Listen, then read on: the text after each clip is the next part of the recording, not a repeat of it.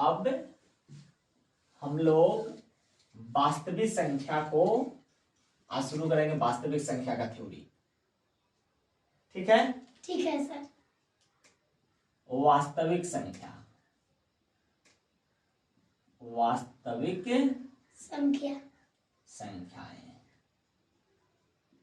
इसको इंग्लिश में क्या कहते हैं? Real numbers. क्या कहते हैं? Real numbers. Real numbers. ठीक है, चलिए अब जो है देखिए, ये है संख्या रेखा। क्या है? संख्या रेखा। इसको क्या बोलते हैं? संख्या रेखा। ठीक है? Yes sir. इधर आपको जो है माइनस इन्फिनिटी है, इधर में प्लस इन्फिनिटी है, प्लस इन्फिनिटी। बीच में है आपको जीरो। इसके राइट साइड की सभी संख्याएं धनात्मक, अर्थात +1, +2, +3, +4, +5 डॉट डॉट इन्फिनिटी तक। इधर में -1, -2, -3, -4, -5 डॉट डॉट इन्फिनिटी तक। Yes sir. ठीक है? अब देखिए ये क्या हुआ? संख्या रेखा। इसको क्या बोलते हैं? संख्या रेखा। संख्या रेखा। इसमें कई तरह के संख्या है। जैसे इस जीरो से इधर जो ऋणात्मक है, इस सब को क्या बोलते हैं? ऋणात्मक संख्या। क्या बोलते हैं? ऋणात्मक संख्या। ऋणात्मक संख्याएं। जीरो के दाएं तरफ जितने भी संख्या हैं सबको क्या बोलते हैं? धनात्मक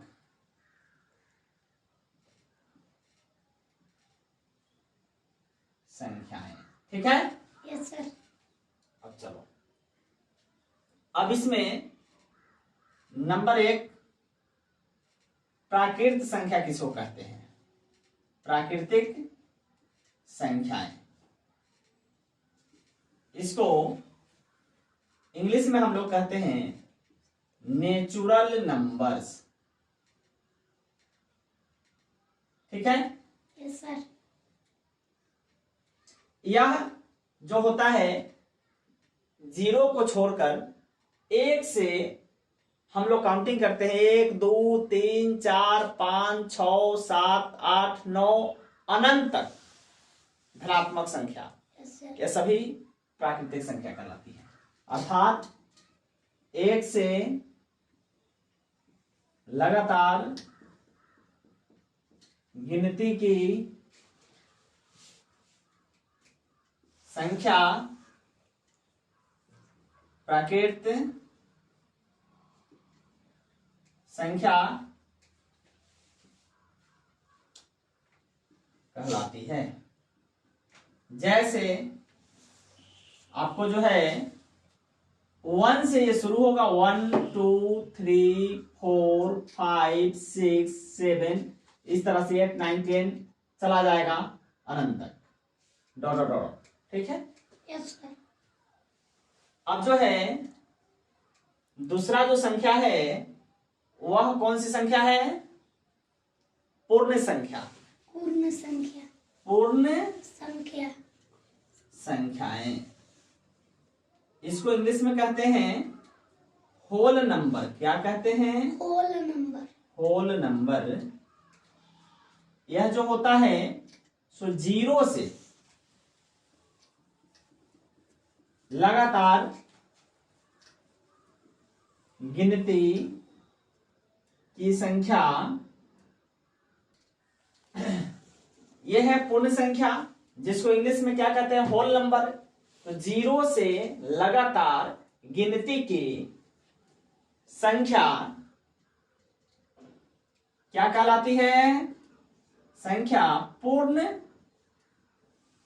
संख्या कहलाती है।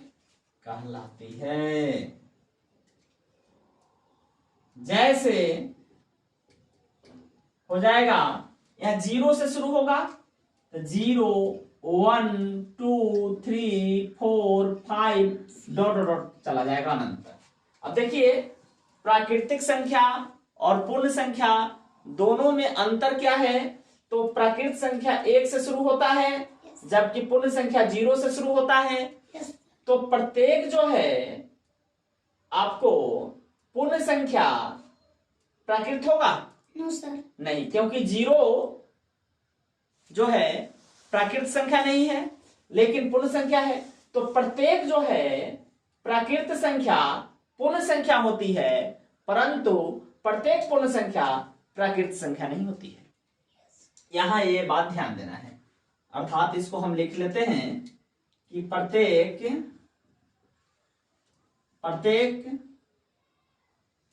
प्राकृत संख्या, ये वेरी वेरी इंपॉर्टेंट है। प्रत्येक प्राकृत संख्या पूर्ण संख्या होती है, जबकि प्रत्येक पूर्ण संख्या प्राकृत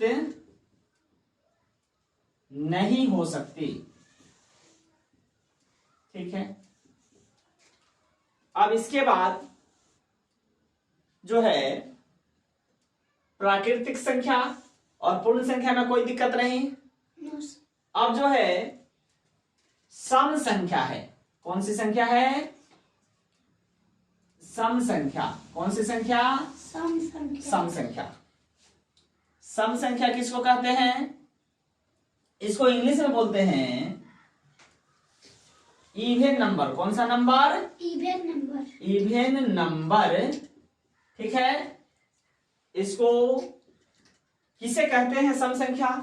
तो वैसी संख्या जो 2 से पूरा पूरा विभाजित हो जाए, अर्थात 2 से पूरा पूरा कट जाए, उसको हम लोग क्या कहते हैं? सम संख्या। सम संख्या वैसी संख्याएं या संख्या जो 2 से पूर्णतः विभाजित हो कौमा सम संख्या कहलाती है। सम संख्या कहलाती है। जैसे क्या हो जाएगा? 2 4 6 8 10 12 ETC कर देते हैं। ठीक है, यस सर अब इतना समझ में आया? यस सर इसको मिटाते हैं। यस देखिए, संख्या रेखा को मिटा देते हैं।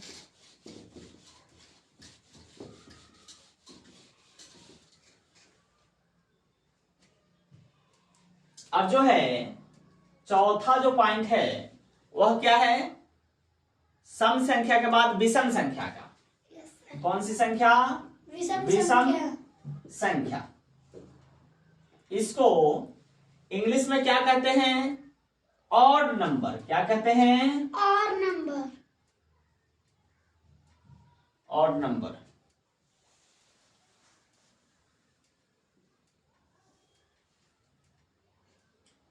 वैसी संख्या, ऑड माने विषम माने हो जो सम नहीं हो, अर्थात जो 2 से पूरा पूरा विभाजित नहीं हो। नहीं हो हाँ, वैसी संख्या जो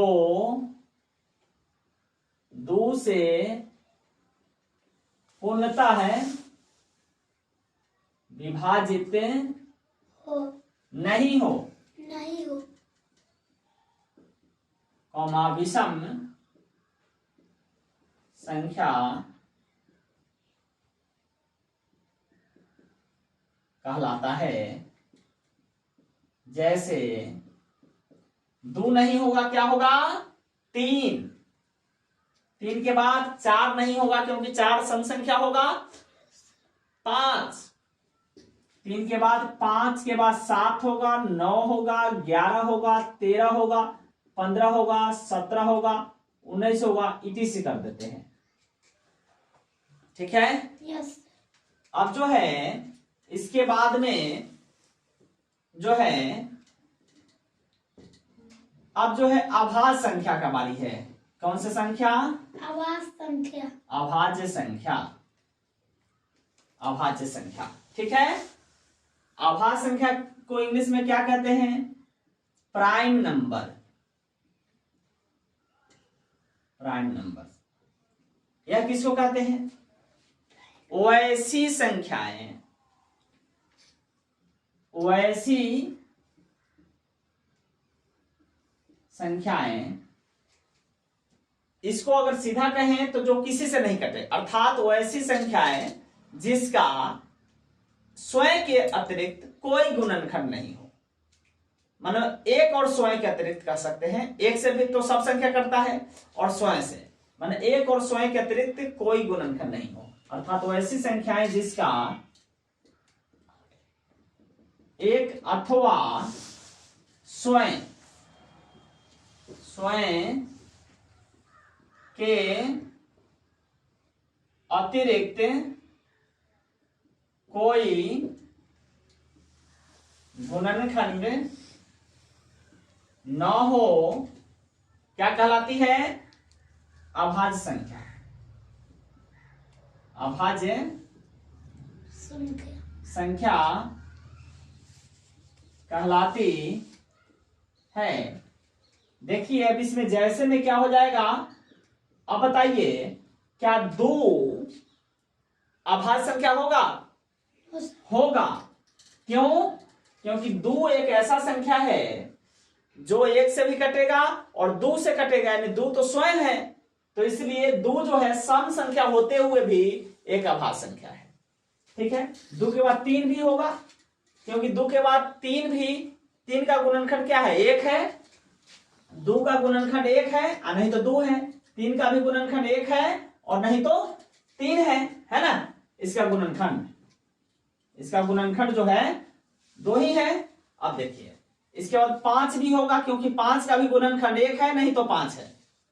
उसके बाद 5 के बाद 7 होगा, 6 नहीं होगा, क्योंकि 6 का 2 से ज्यादा गुणनखंड 1 है, 2 है, 3 है और 6 है, इसलिए 7 होगा।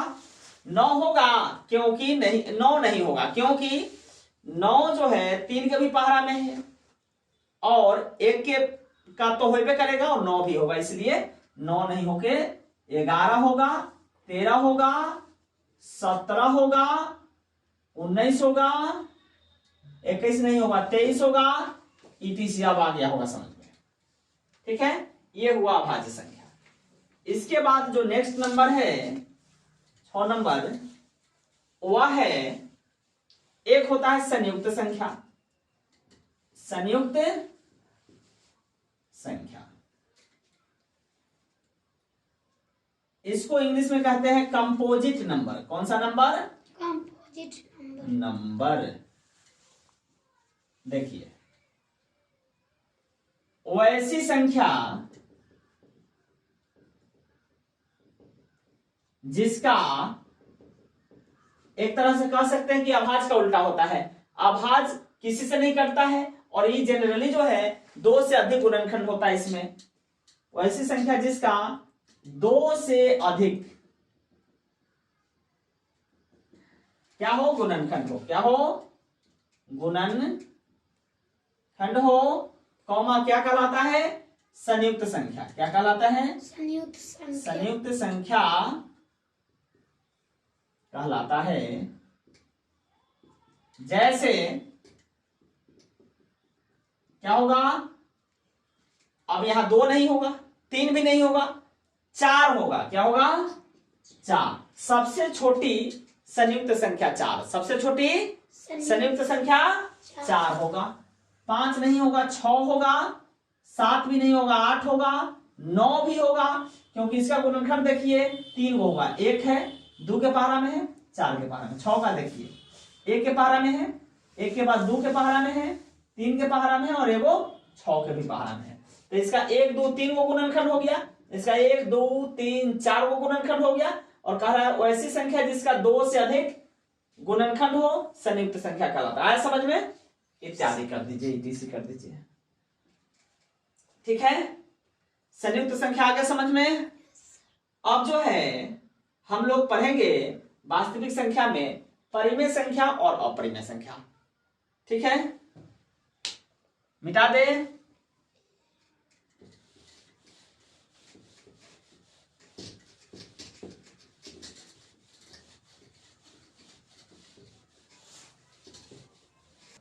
अब है परिमेय संख्या। कौन सा संख्या? परिमेय संख्या। इसको इंग्लिश में कहते हैं रेशनल नंबर। Rational number. कौन सा नंबर? Rational number. ठीक है, वैसी संख्या जिसे P/Q के रूप में क्या किया जा सके?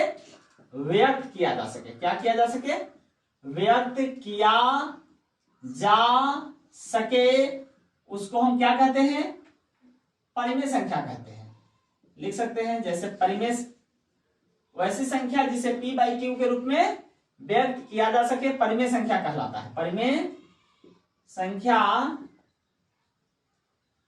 कहलाता है। जैसे में देखिए क्या होगा,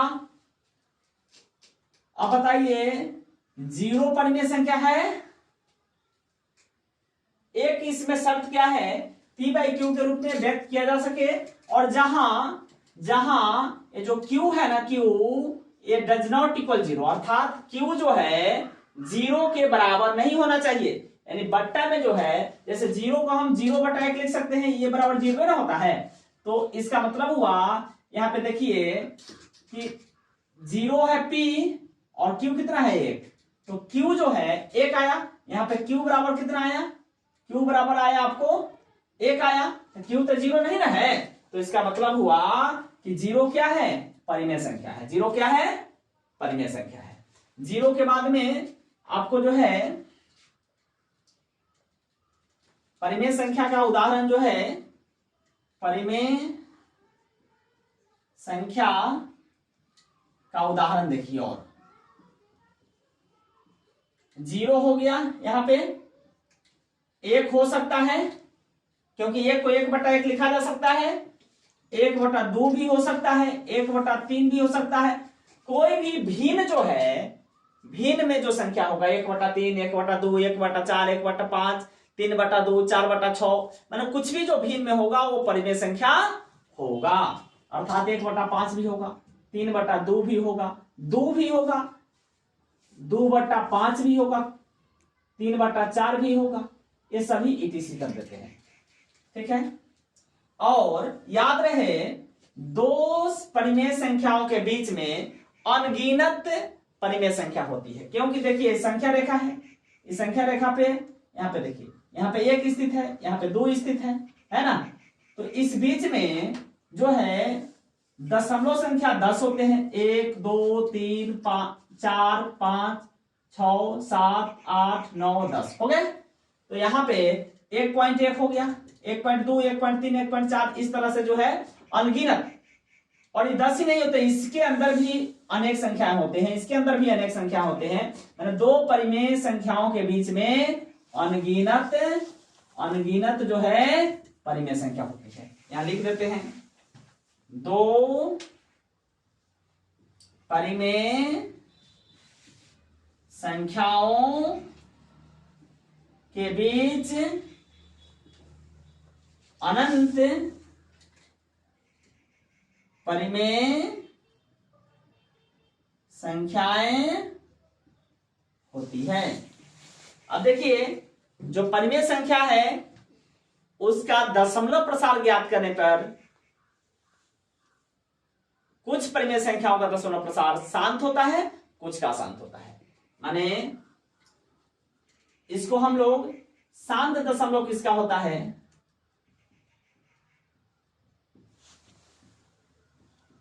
वह परिमेय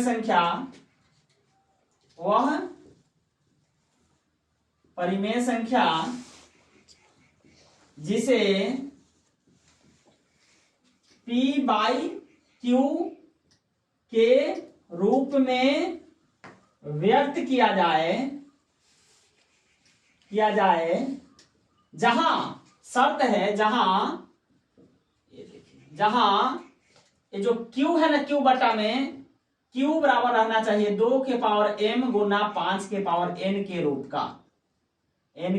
का हो।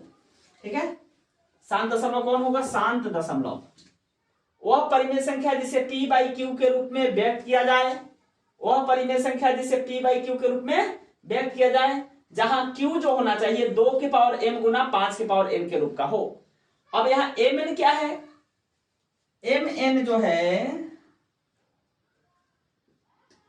जहां m और n क्या है? कोई आपको पूर्ण संख्या है, पूर्ण संख्या है।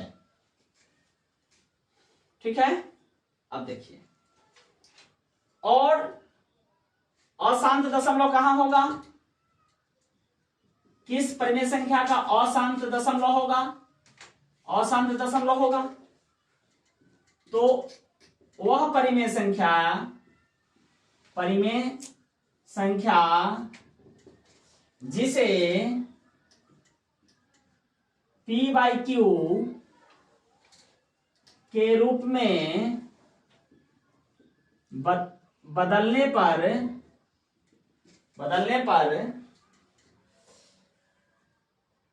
q बराबर 2 के पावर m इंटू 5 के पावर n के रूप का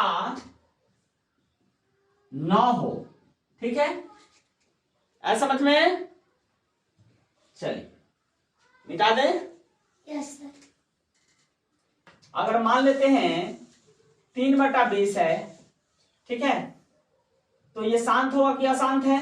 तो इसको तोड़ते हैं, 3/20 को हम लोग 2 गुना 5 लिख सकते हैं, 2 दूनी 4 5 20।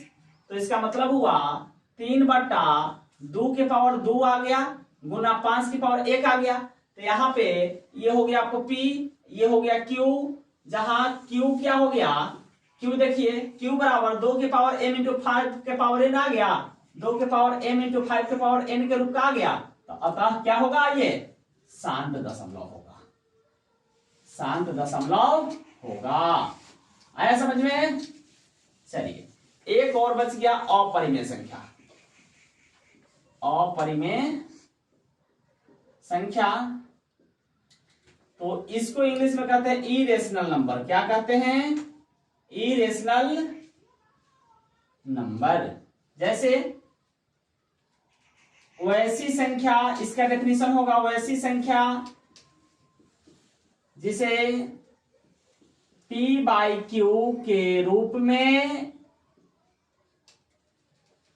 व्यक्त